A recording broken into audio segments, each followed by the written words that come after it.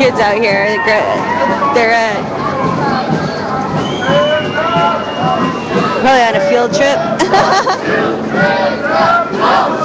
Hell yeah!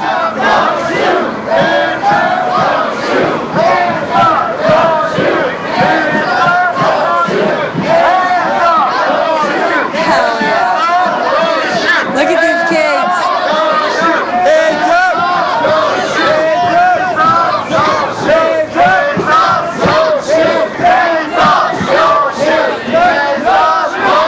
This is amazing.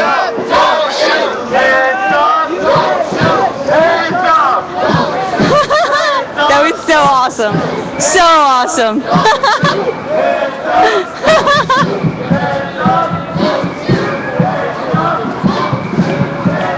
That's what makes this worth doing, guys.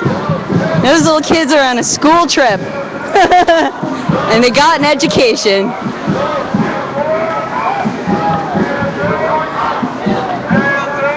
That is too freaking adorable.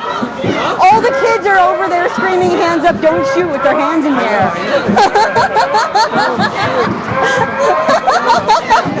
Yeah, they get it inside.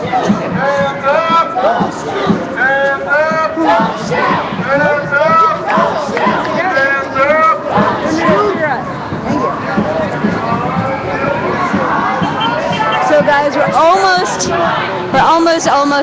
We're at the performance center right now. We're almost to City Hall. We're taking like the longest way possible. It's never taken this long to walk to City Hall before. And City Hall in Los Angeles is also LAPD is across the street, so LAPD headquarters. We have to yell at all of them at once. We're out here to remember them. So let these people know why we're out here. And just remember, we're out here honoring their lives, okay?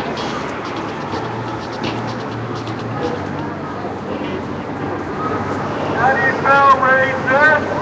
LAPD! LAPD! LAPD! How do you spell racist? LAPD! How do you spell Texas? LAPD! How do you spell Texas? LAPD! How do you spell Texas? LAPD! How do you spell racist? Oh look, CHP is across the street watching us.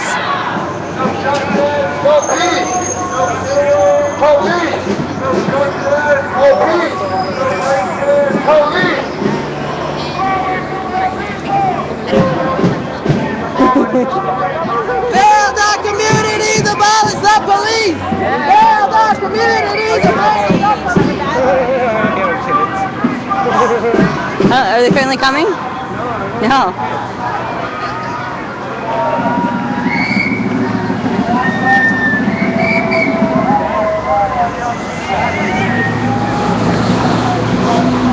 They're still down here. The kids are still out here. Oh, they got a few more too. Everybody's finally starting to come. We can make our way downtown.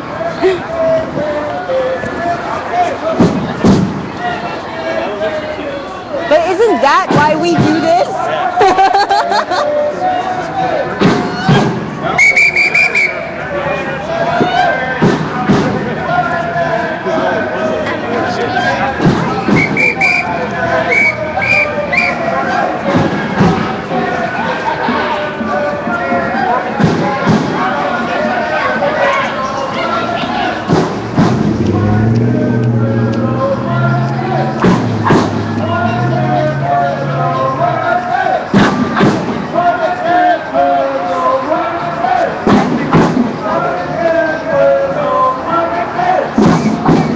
So guys, we're still working. We're downtown.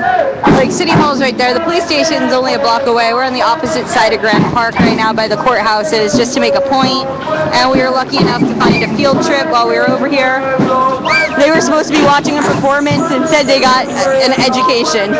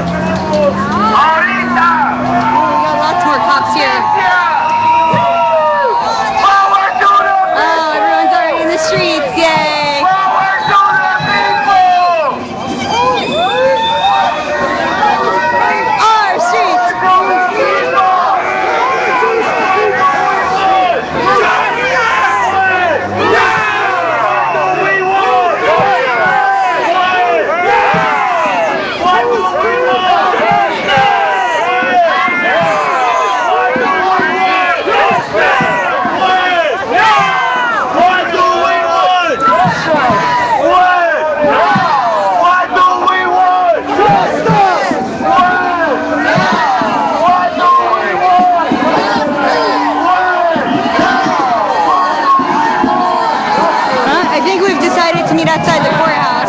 We're outside of the Police Board of Supervisors here instead of LAPD headquarters.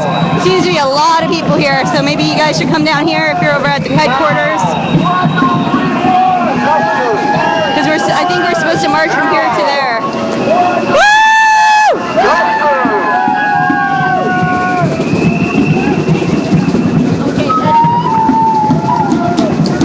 Here's some of the coffins that were brought. They're laid out.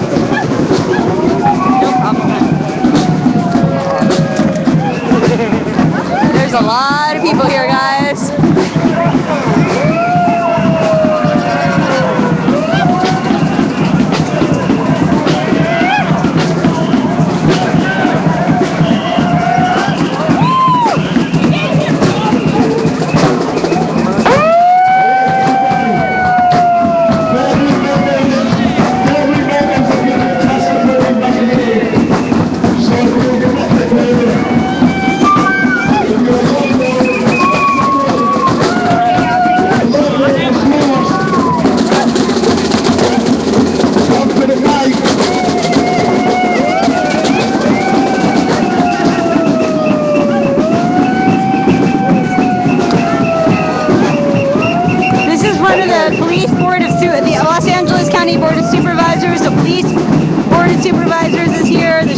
All of them. We have testimony from the father of Carlos Oliva.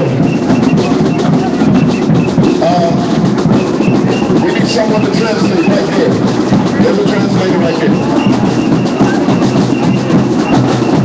Hello everyone, we'd like for you to direct your attention.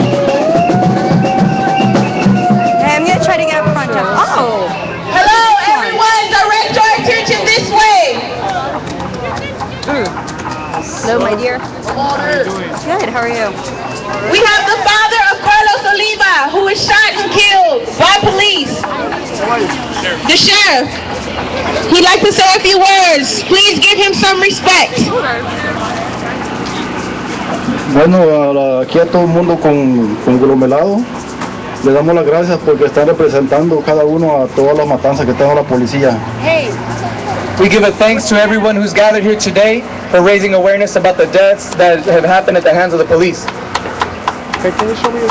Yo era el papá de Carlos Oliva y soy víctima del departamento del sheriff de aquí de Los Ángeles. I am the father of Carlos Oliva, and I am a victim of the sheriff's department here in Los Angeles. Mi hijo fue agredido y asesinado el 10 de septiembre del 2013 y todos los disparos que le hicieron a él hicieron por la espalda, excepto los dos, uno que lo mató ya estaba tirado en el suelo, ya colapsado, y a un tal Nicolás Castellano le disparó a matarlo. My son was killed in 2013 by the sheriffs. He was shot when he was already on the floor, wounded and dying. Eso es todo lo que yo quiero decir por el momento, y le doy gracias a toda la gente conglomerada aquí y estemos unidos siempre. Gracias. That's all I want to say right now, and I want to thank everyone for coming out today. We're united forever. Thank you.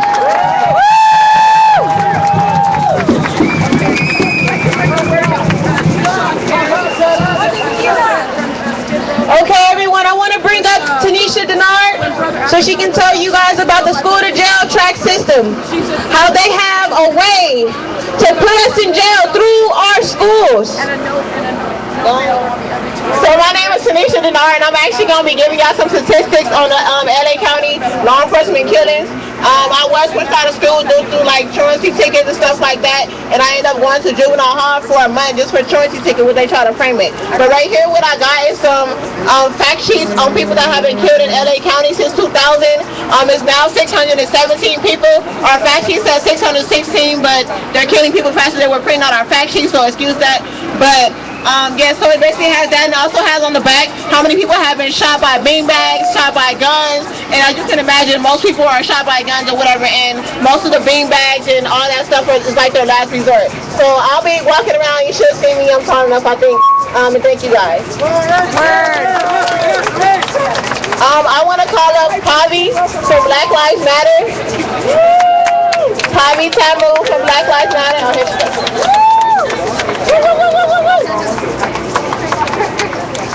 Can I actually get folks to scoot back a little bit, I just want to use some space to show some things real quick. Can I get my team to come up?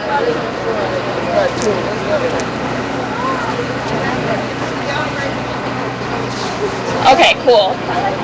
So I'm Javi Pamu. I'm one of the members of Black Lives Matter Los Angeles. And the fact sheet that Tanisha is handing out has a really important fact that I just want to lift up and highlight for folks, just to illustrate why it's important for us as Black Lives Matter to be out here with folks today. So, where's my team of 4? Right here. Okay, great. Okay. So 28% of those killed by law enforcement in Los Angeles since 2000 in Los Angeles County are black folks.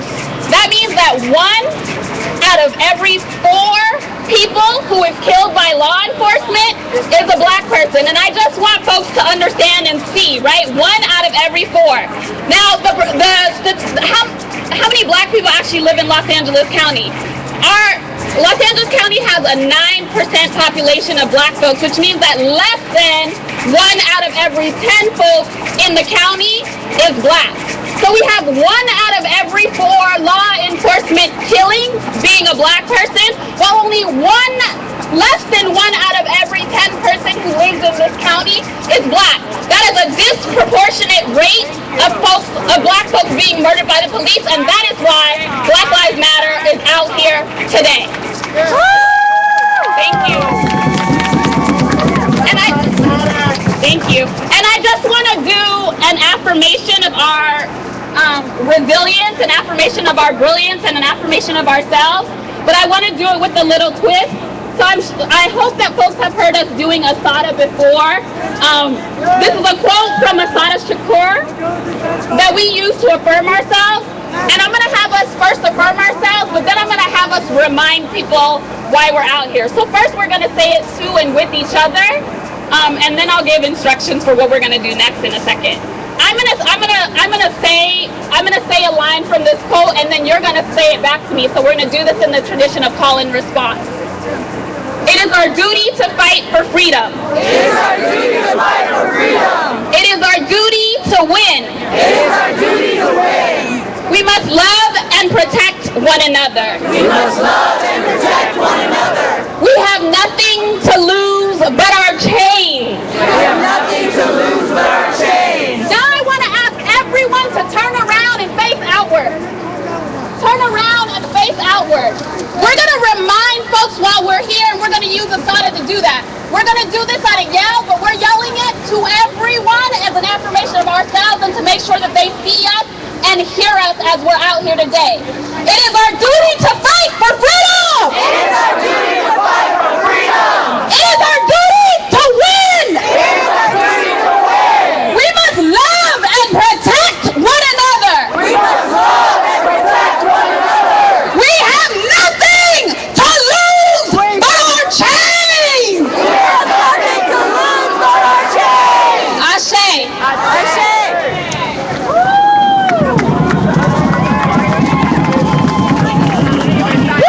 We want to show her some love. Let's show Probably Tanya some love. Black lives matter here. All lives matter here. Black lives matter here. All lives matter here. Right now, I want to bring up Alani. Alani, we want to hear your poem. Alani.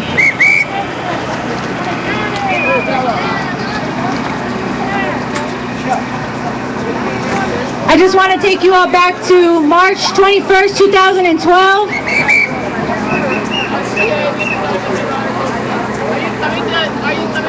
I was all alone, driving from my home. Seatbelt, headlights, speed limit, just minding my own. I was stopped by the police. Where is your ID? Have you been drinking? No, but what was on my breath resulted in arrest. Taken to a hospital for another test. 230-pound officer standing, waiting on the doctor. I signed the consent. I had some questions. This filled him with frustration. The look inside his eyes, mean, dark, the look alive. It happened so suddenly. He grabbed me, pulled me, then slammed me, pinned me to the ground. I didn't make a sound. Footsteps all around. My eye was bleeding internally. I couldn't see anything. I felt unsafe, so small, curled into a ball. Nurses crowded just to stand and stare. Their feelings weren't there. I was kidnapped, then strapped to the back of the seat. I couldn't breathe. Help, please. I need a doctor. Where are you taking me? Shut up. Stop faking. You were resisting. I said, you were resisting. Incriminate a victim to justify your actions? I can't let this go, knowing you're still on patrol. I challenge the status quo, but the courts protect their own. And where do we complain? To the same organization that abuses us? It's like a game. These players have no shame. They cover up their tracks. They got each other's back. It's not about the facts. It's about where you're at. What you know. Gotta say, there's something wrong with that. But I pray for you, the DA, the judge, and everyone you lied to. You can't hide from the truth, 'cause God's light shines right through. Thank you. And it's only because I spoke up about these incidents. One thing I want to leave you all with is those of us who are alive and can support these family members. It is our duty to fight for freedom. We must love and protect one another, because what happens when these families want to press charges? What happens when these families want to go to federal court? These officers have no record of ever being abusive. Why? Because we stay silent. They have nothing on their records. We got to stand up. We got to report. As intimidating as the reporting is, we got to do it. We can't stay quiet. Thank you. Thank you.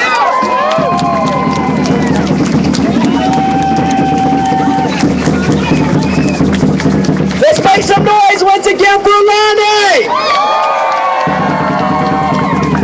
So right now, I'd like to bring up to the mic the family of Jose Trinidad.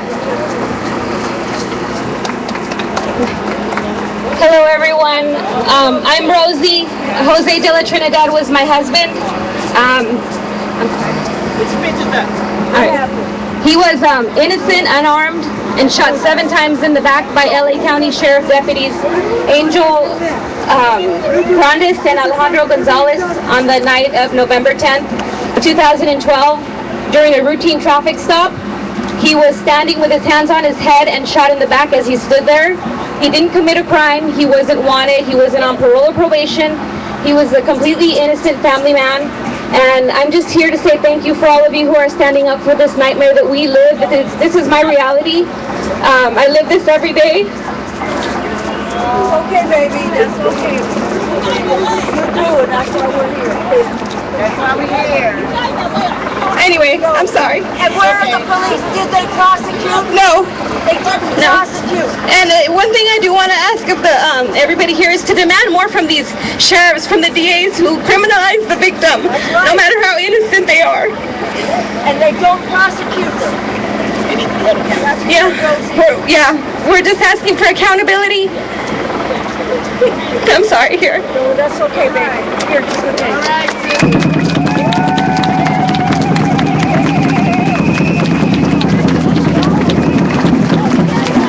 I just want to say that powerful call one more time.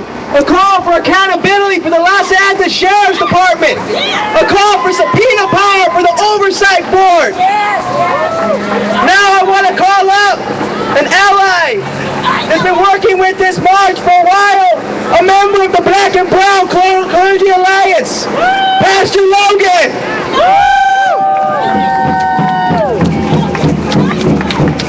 Where you at, Pastor? Pastor Logan, we're glad to the mic.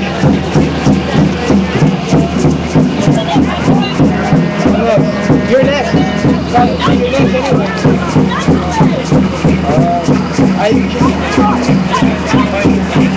Pastor Lewis Logan, come to the mic, please, sir.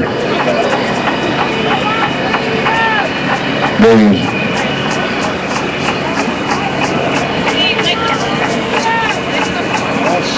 Let him through, please, you guys. Let Pastor Logan through. Pastor Logan, come to the mic, please.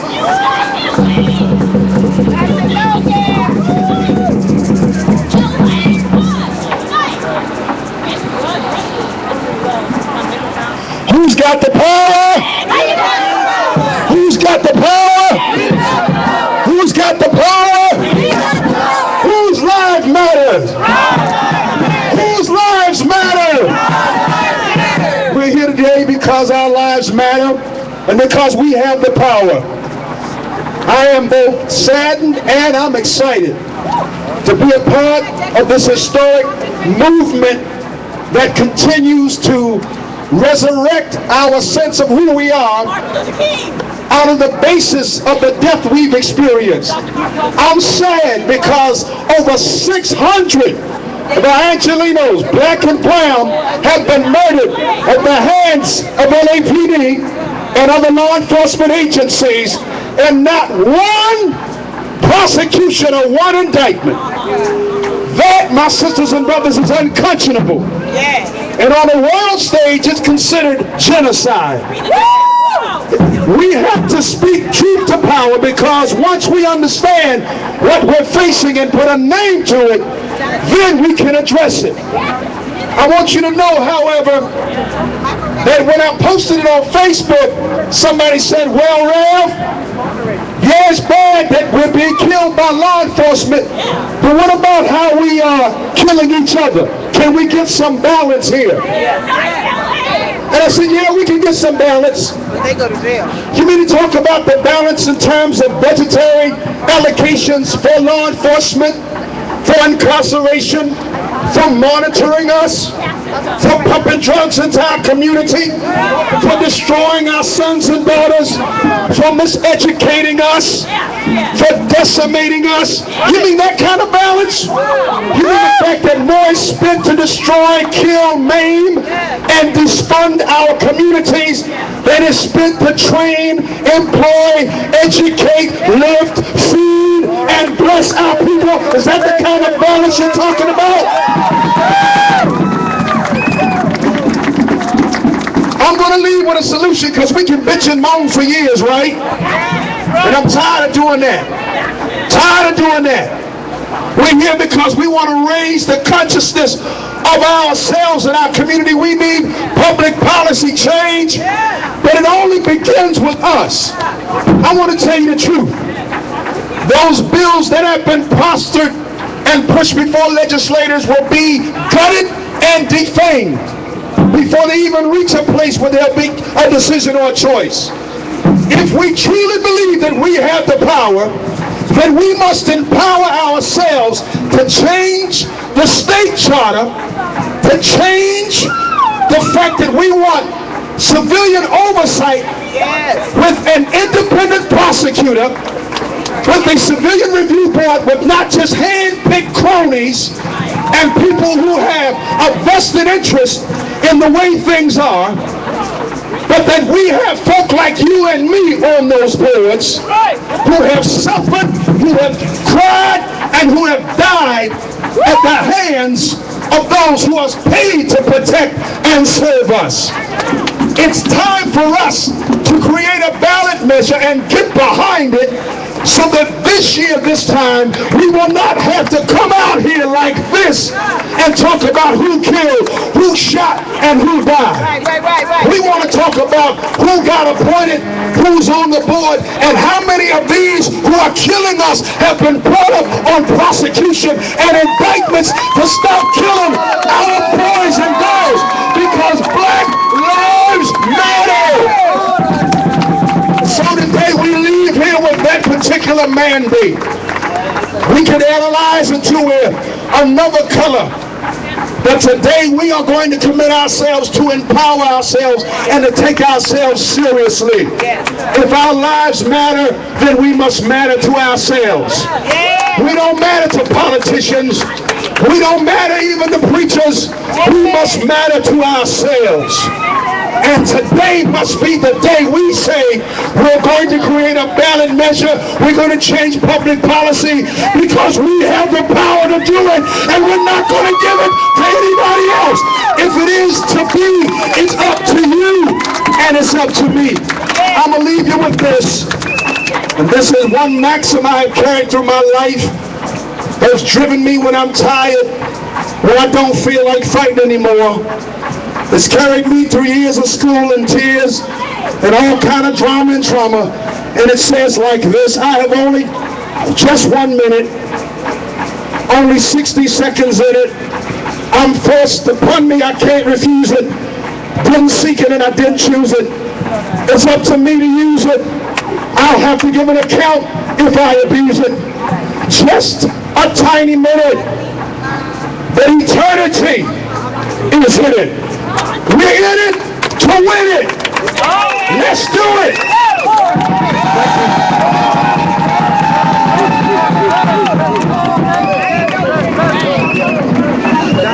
Okay guys, I have to drop stream and save my stream, change my battery. I'll be right back. Thanks for watching. Stay tuned for more.